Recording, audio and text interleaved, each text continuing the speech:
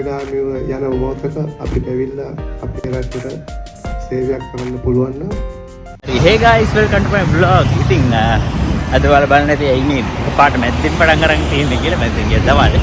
ඇත්තමකුත් නෑ මම උදේ එකක් ෂූට් කරලා තින්නේ. ඒක දැන් එන්ඩ් කරලා මේ හවස එක පටන් ගත්තේ. ඉතින් අද ඉවෙන්ට් එකක් තියෙනවා 6ට 6:00 වගේදී. ඒ තමයි අභිෂේක මූවි එකේ අද ප්‍රීමියර් එක. ඉතින් PVR එකේ තියෙන මන් ඩොට්ස්. ඉතින් තාමනම් දවල්ට කාලා දැන් දවල්ට කන්න ඕනේ. කාලා දැන් 3:40යි 3:40 වෙලාව හැයිට තියෙන්නේ කාලා කරලා චුට්ටක් කියලා ඉඳලා PVR එකට ගොඩ වෙනවා.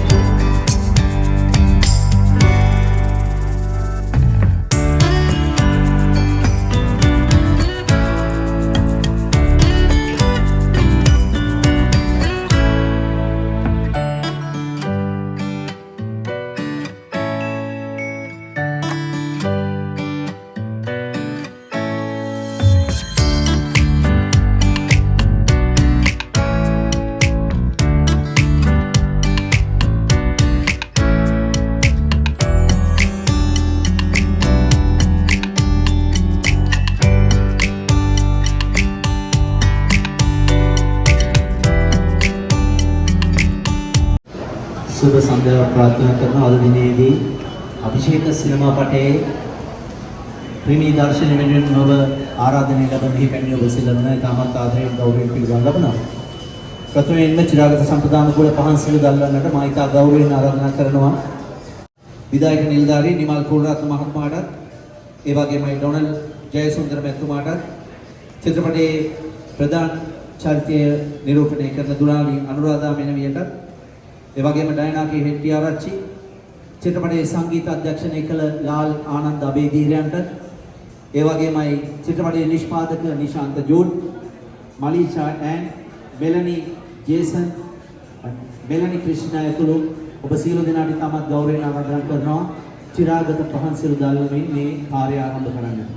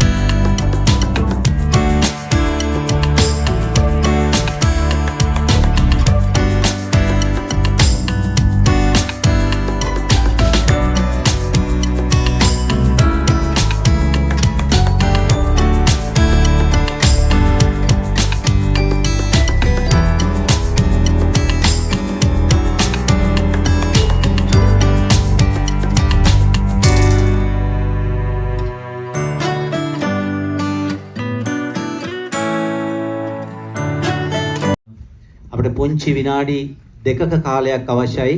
අතරම ගොඩක් වෙලා ගියා. මොකද අද මේ ඊටමත් දැඩි කාර්යබහුල තත්ත්වයක් තියෙනවා. විශේෂයෙන්ම පාරවල් වල අධික තදබදයක් තිබුණා. ඒ නිසා මෙතෙන්ට එන්න කාලයක් ගත වුණා. ඒ නිසා සමාවජනය කරනවා. අතරම අපි 6 මාර දැනුම් දීලා තිබුණේ.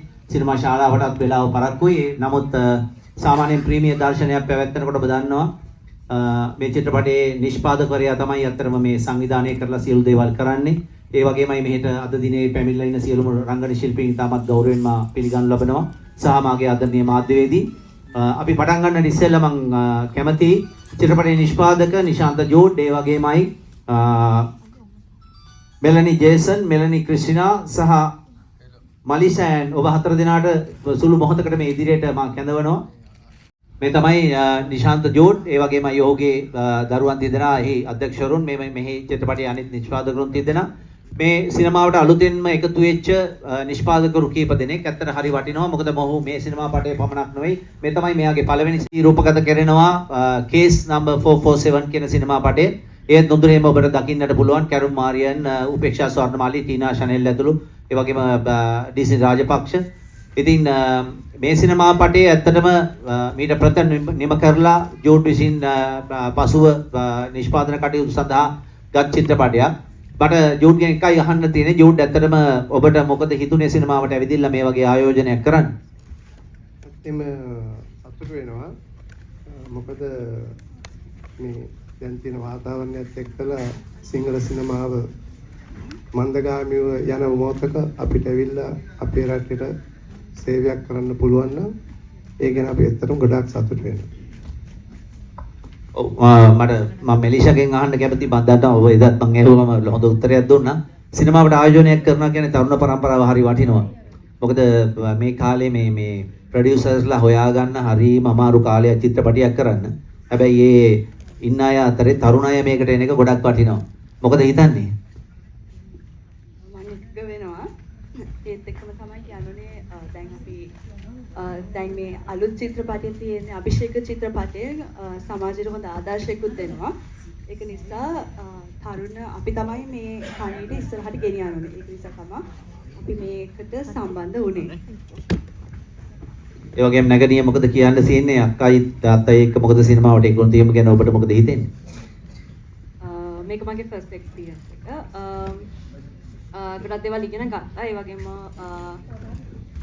මම හිතනවා මේක හොඳ ආදර්ශයක් වෙයි කියලා ඉස්සරහට මේක බලලා නරඹලා සියලු දිනාටම ඒ වගේම අපේ ඉස්සරහට එන්න තියෙන වැඩ කටයුතු මේ විදිහටම කරන්න බලාපොරොත්තු වෙනවා. අවසාන වශයෙන් ඔබ එකම පුතා ආයෝජනයක් එක්ක ඇත්තටම සිනමාවට තරුණයෙක් ඇවිල්ලා ඉන්නවා නිෂ්පාදකවරයෙක් විදිහට. ඇත්තටම සතුටුයි. ඒ වගේම මේ අපි ඉස්සරහට තවත් අලුත් දේවල් කරන් බලාපොරොත්තු වෙනවා. ඒ වගේම කියන්න ඕන ඔක්කොම මම හිතන්නේ තාත්තයි නංගි අක්කයි කියලා තියෙන්නේ. ඉතින් අපි වැඩි කතා කරන්න නැතුව දැන් බලමු ෆිල්ම් එක මොකද්ද වෙන්නේ කියලා. හරි බොහොමත්ම ස්තුතියි. අපි අත්පොලසන් දබා දෙමු මේ නිෂ්පාදකවරුන් හතර දෙනාට. මොකද ආයෝජකයෝ නැත්තම් සිනමාවක් නැහැ. ඉතින් එහෙනම් අපි සිනමා අපිට නරඹලා ඊට පස්සේ කතා කරමු. බොහොමත්ම ස්තුතියි.